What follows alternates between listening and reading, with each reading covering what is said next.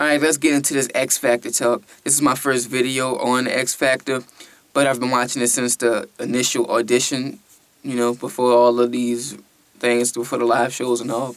And I want to just give a quick recap of the finalists. Meanie Amaro is amazing, fantastic singer, probably the best singer there. Probably the best singer that was there. Stacy Francis and LeRoy Bell was pretty good as well.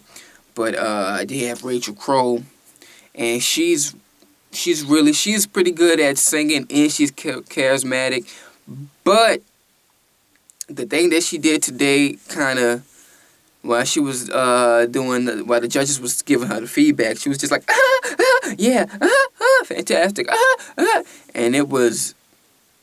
You can tell that she was just trying to have personality, which makes no sense because she naturally is just oozes so much charisma naturally. I don't know why she did that. Fans might see that and not vote for her. Judges might see that and say she's not ready to handle all what it takes to be, $5 million recording artist. Judge Krajcik is he's really amazing. I thought he was going to go home close to the beginning. He wasn't doing anything that was, blowing me away. But these last 3 weeks, he's been on the ball.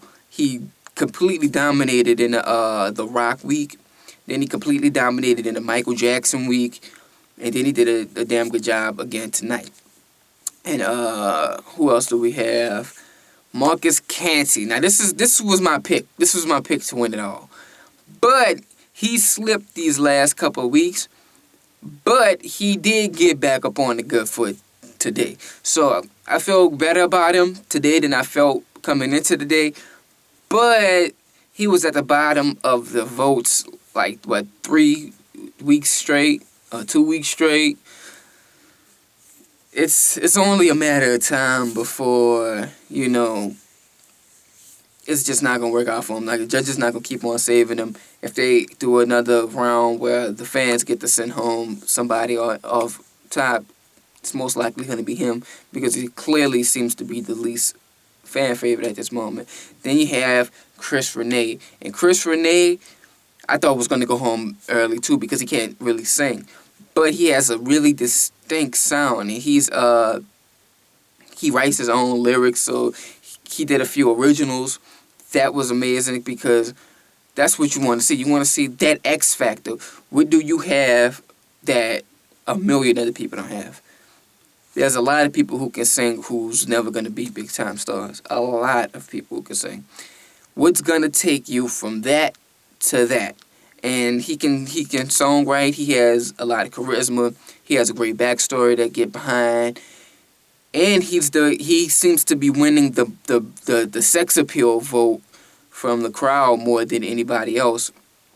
And that's a part of the game. I mean, how many people sold records just based upon the way that they look? And that's working out for him. So I think he has a strong chance to actually win this thing. And I really thought he was the second worst person coming into the live rounds. But let's get a recap on today. Personally, let's break this down. Meanie Amaro, I feel like she did enough to solidify that she's gonna be in the semifinals, maybe the finals. She did her thing, and I compare her to Adele because she's not the most attractive person in the world in terms of the ideal supermodel. You know what I mean? Not that she's ugly, but she's just not that, oh man, the jaw-dropping, gorgeous type of look. But, like I said, I compare it to Adele because Adele can sing amazingly and people love it, one of the top-selling artists. Maybe there's a lane for her to do the same thing. Maybe. Rachel Crow, I really don't see anything that's gonna, a lane for her, because when you think about teen stars in pop singing, it's always been boys. I don't think I can recall a kid, like a 12-year-old, 10-year-old, however age she is, female pop star. I don't recall it. Correct me if I'm wrong. But I don't really see a lane for her to really do anything. That's what I think is gonna hold her back. Not her singing, but just it's gonna be to a point where, you know what, it's gonna come down to who we think can make the most money, who we think can have the biggest career, and she's pretty low on the chopping block. Actually, the lowest in my opinion. You have Marcus Canty. Marcus Canty, maybe he only can go so far as Omarion, Marcus Houston.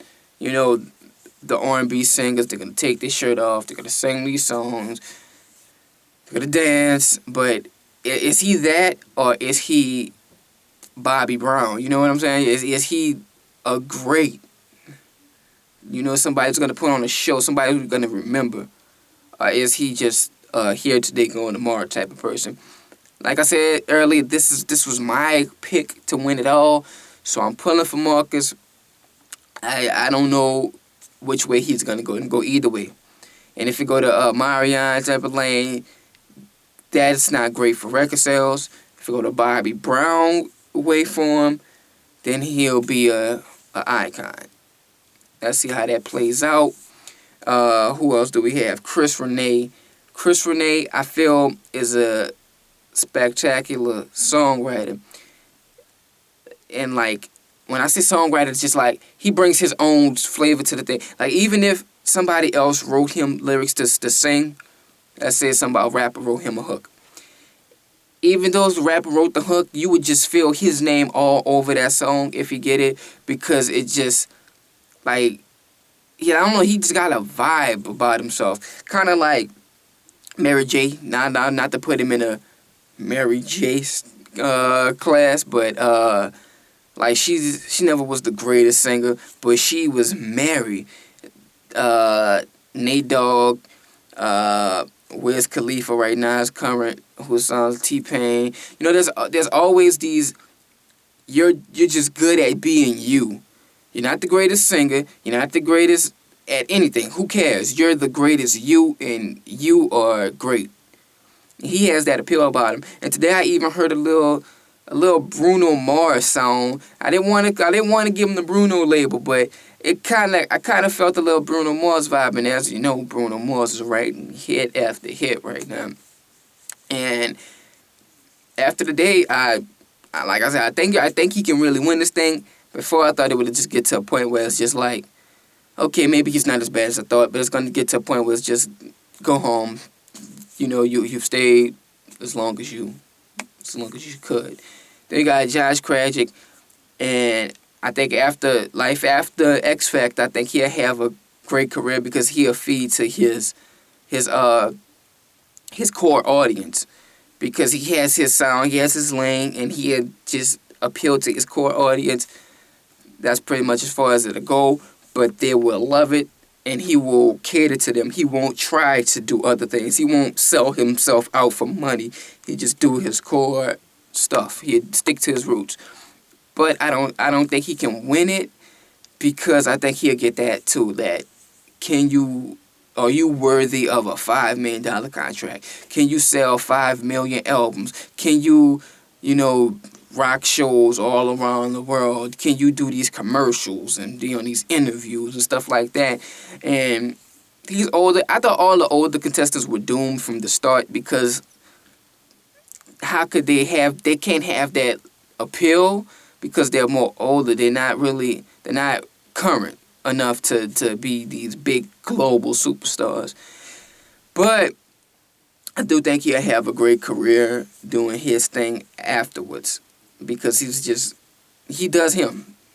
Now, I'm going to say he does him to the best of his abilities every time he takes the stage. And I think that was all 5. And I think who's going to go home next week, can I say Marcus Canty? He's probably going to be down there. And Rachel Crow for the fake thing. That's just automatically kind of bottomed her.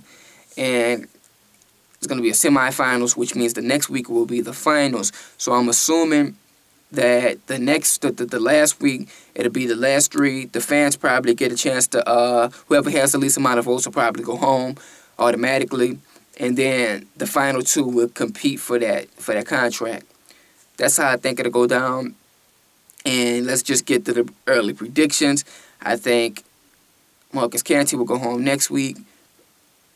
Rachel Crow will go home the week after that. And on the finale show, the fans will vote off Josh Krajcik, and Meanie Amaro and Rene will compete for the last spot. But I'm not even sure if that's how the rules are set up. That's just how I think. And then I think that Meanie Amaro, that's a hard thing to do, but I think she'll take it. No, Rene. I can see because Rene got the most appeal out of all the people left, and that's the X factor that they're looking for. So I don't know. We're just gonna let it all play out. Let me know what y'all think, and I'm out.